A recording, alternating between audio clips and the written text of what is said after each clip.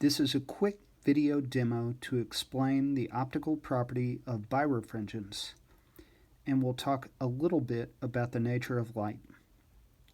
You remember there's two types of substances that we'll be examining under the microscope. Those that are said to be isotropic, that have a refractive index that is the same in all orientations, and those that are anisotropic, where the refractive index varies according to orientation. An example of an isotropic substance is glass. If we change the orientation of this piece of glass, we see that the image remains the same. Now we'll add a crystal of calcite.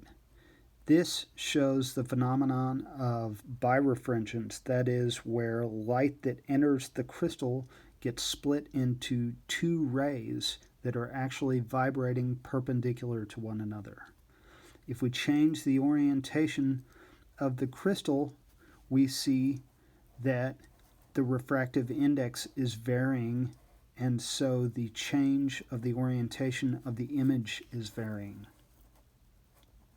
Now, in order to demonstrate that the light rays are vibrating perpendicular to one another, we'll use our Polaroid filters. Remember, Polaroid filters allow light that's vibrating parallel to one direction to pass through. So in this case, light that's vibrating north-south is passing through on that lower beam.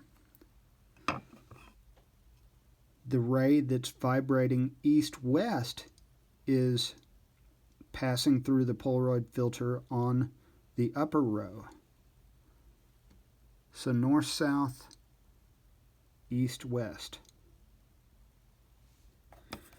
We can see if we change the orientation of the crystal, there's an orientation that allows both light rays that are traveling perpendicular to pass, but we're at an oblique angle to the Polaroid, so we can see both those light rays traveling through. This is the optical property of birefringence.